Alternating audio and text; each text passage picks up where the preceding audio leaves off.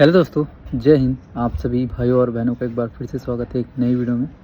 तो आप सभी बहुत ज़्यादा कमेंट कर रहे थे कि हम जो है एसएससी जीडी के लिए मैथ्स को कैसे जो है करें कि हमारा अच्छा खासा स्कोर बन पाए। और बहुत से भाई ऐसे भी होंगे जिनका जो है मैथ्स से प्रति बहुत ही ज़्यादा डर बना हुआ है कि मैथ्स हमसे बनता नहीं है। तो हमें क्या करना चाहिए जिससे कि हमारा जो है मैथ्स स्ट्रॉन्ग हो सके, एटलीस्ट हम 9 से 10 क्वेश्चन कर सके। क्योंकि कई भाई ऐसे होंगे जो कि मैथ्स को टच भी नहीं करना चाहते होंगे। तो आपका जैसा कि पता है इसमें 4 सब्जेक्ट होते हैं, आपका जो है मैथ्स, रीजनिंग, हिंदी और आपका जीके जीएस। तो 4 सब्जेक्ट होते हैं और जो है आप सभी तो मैथ्स से घबरा रहे हो, मैथ्स को टच नहीं कर रहे हो, तो आपके पास 3 ही सब्जेक्ट बचता है। और 3 सब्जेक्ट में आपका हिंदी में पूरा हो जाएगा और रीजनिंग में पूरा, लेकिन जीके में आपका पूरा नहीं हो पाएगा। तो जिस कारण से आपका जो है मेरिट नहीं लग पाती है।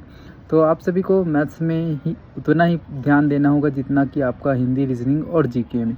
तो आपको जो है मेहनत करना ही पड़ेगा इसको स्ट्रॉन्ग करने के लिए। तो आप सभी के लिए मैं, यदि आपने कभी भी मैथ्स नहीं पढ़ा हुआ है तो एक बार ज़रूर से आप अपना जो है जो सिलेबस है वो ज़रूर से कंप्लीट करें। अपना जो बेसिक है वो कंप्लीट करें। जब तक आप बेसिक अपना क्लियर नहीं करोगे तब तक आप सभी को जो है मैथ्स बहुत ही ज़्यादा हार्ड लगने वाला है। तो आप सभी अपना जो है मैथ्स है, कोई भी अच्छे जो टीचर है ऑफलाइन ऑनलाइन कहीं से भी आपको जो है अपना सिलेबस पूरा कंप्लीट कर लेना है।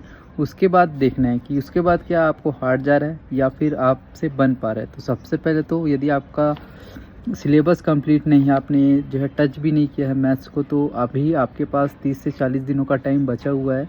तो आप सभी को जो है सिंपल से आपको मैथ्स को देखना है, मैथ्स की क्लास को करना है, सिलेबस को देखना है कि कौन कौन सा जो पोर्शन है तो जो हमें थोड़ा आ रहा है इस हिसाब से आपको देखना है और पूरा कोशिश करना है पूरा सिलेबस कंप्लीट करने की। तो बहुत से भाई ऐसे होंगे जिनको थोड़ा बहुत भी नहीं आता होगा, बट आप कुछ पोर्शन को कर सकते हो जिससे कि आपका नंबर अच्छा खासा बन सकता है।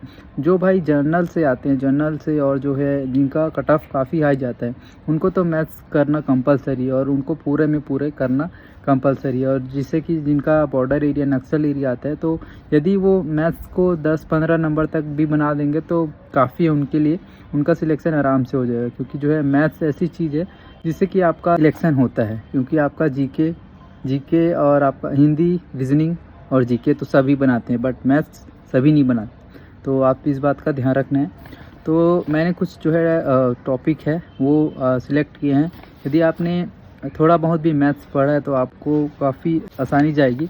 तो आप सभी को इस जो टॉपिक है जो मैं बता रहा हूँ उसको जो है अच्छे से अपना कवर कर लेना है। और इस जो पूरे जो टॉपिक है उससे रिलेटेड जितने भी क्वेश्चन हैं उसको बार बार प्रैक्टिस करना है। तो सबसे पहली बात तो ये बोलना चाहूँगा कि सबसे पहले आप अपना सिलेबस कंप्लीट करो। चाहे आपको मैथ्स आता हो या ना आता हो, आप अपना सिलेबस कंप्लीट करो।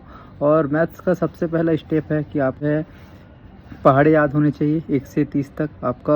आपको जो है वर्ग याद होने चाहिए 1 से 30 तक। और आपको जो है आपका जो घनमूल है वो याद होना चाहिए। तो आप सभी इस बात का ध्यान रखिए। सबसे पहले तो यदि आप पहाड़ा याद है तो आधा से ज़्यादा 100 जो क्वेश्चन सॉल्व हो जाता है वहीं। तो आपको पहाड़ा अच्छे से याद कर लेना है 1 से 30 तक। फिर अब मैं बताता हूँ कि आपको कौन कौन से जो टॉपिक है वो कर सकते हो आप सभी। तो सबसे पहले तो बात करेंगे संख्या पद्धति यानी कि नंबर सिस्टम। तो नंबर सिस्टम यानी कि जो संख्या पद्धति है उससे 1 से 2 क्वेश्चन बनता है। तो इसे आप अच्छे से कर सकते हैं और ये आपको आसानी से समझ में आ जाएगा। यदि आप पहली बार भी मैथ्स पढ़ रहे हैं तो आसानी से आपको, जब क्लास लेंगे तो आसानी से आपको समझ में आ जाएगा। तो इसका जो क्वेश्चन की प्रैक्टिस बार बार करनी है, फिर आपको आराम से जो है इसका जो क्वेश्चन है वो बनना स्टार्ट हो जाएगा। फिर दूसरा है आपका सरलीकरण, सिंप्लीफिकेशन। ये भी काफ़ी आसान होता है। ये जो है बोर्ड मास वाले जो फार्मूला है उससे बनता है। तो आप सभी बोर्ड मास वाला फार्मूला जो है उसे अच्छे से कर लीजिएगा। फिर आपका जो है सिंप्लीफिकेशन से इससे भी 2 से 3 सवाल पूछे जाते हैं, तो आप सभी इसे अच्छे से कर लीजिएगा।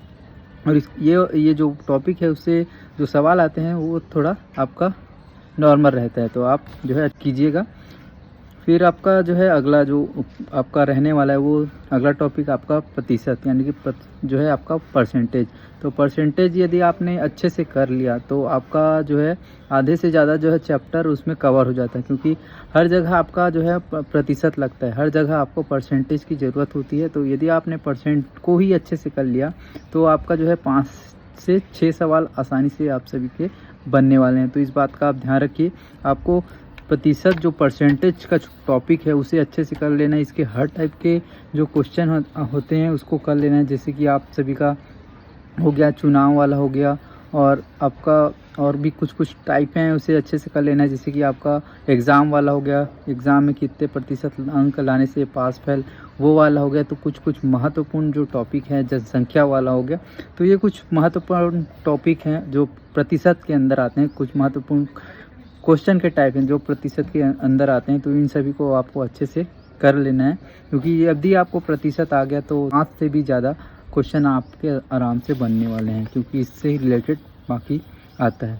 फिर अगला आपका चैप्टर रहने वाला है आपका लघुत्तम समापवर्तक और महत्तम समापवर्तक। तो इससे भी सिंपल क्वेश्चन आता है जिसे आप आसानी से समझ सकते हो, और इसमें आपका जो है काफ़ी आसान ही रहता है इसका सवाल। तो आप सभी प्रैक्टिस करेंगे तो आराम से आप सभी को आ जाएगा।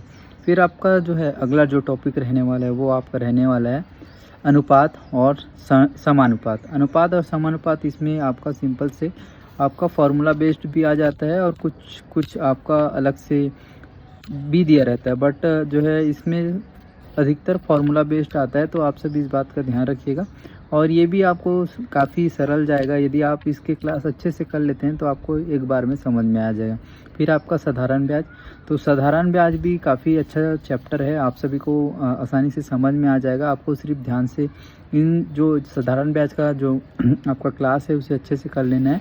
फिर आपका लाभ हानि का वेटेज थोड़ा ज़्यादा रहता है। लाभ हानि में आपका एक और टाइप रहता है, जैसे उसमें आपका जो है बट्टा वाला। तो बट्टा से भी 1 से 2 क्वेश्चन बनते हैं और लाभ हानि से भी 1 से 2 क्वेश्चन बनते हैं। तो इस बात का आप ध्यान रखिएगा।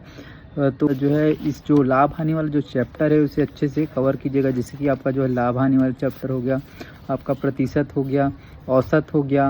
ये कुछ महत्वपूर्ण चैप्टर हैं जिससे कि आपको ज़्यादा से ज़्यादा क्वेश्चन यहीं से बनते हैं। उसके बाद आपका जो है समय और कार्य भी आपका जो है इसमें भी जो आपका क्वेश्चन रहता है वो बेसिक ही रहता है, ज़्यादा हार्ड नहीं रहता, क्योंकि जीडी का तो 10th लेवल का ही है तो उतना हार्ड नहीं रहता। फिर आपका समय चाल और दूरी, और उसके बाद आपका आता है समय चाल और दूरी में भी आपका अलग अलग टाइप रहता है, जैसे कि आपका रेलगाड़ी हो गया, चोर पुलिस वाला। तो रेलगाड़ी और चोर पुलिस वाला काफ़ी ज़्यादा पूछता है आपका एसएससी जीडी में। फिर आपका आता है साझेदारी से भी 1 से 2 क्वेश्चन बन जाते हैं। तो एक जो साझेदारी वाला पोर्शन है थोड़ा लेंदी रहता है, बट आप सभी यदि प्रैक्टिस करेंगे तो आराम से आप सभी का आ जाएगा। तो अब आप बात करेंगे कि आपका एडवांस में क्या पढ़ना है। एडवांस में यदि आपको समझ में आ गया, जितने भी मैंने टॉपिक बताए हैं ये आपने अच्छे से कवर कर लिया, तो तभी आप एडवांस की तरफ जाइए।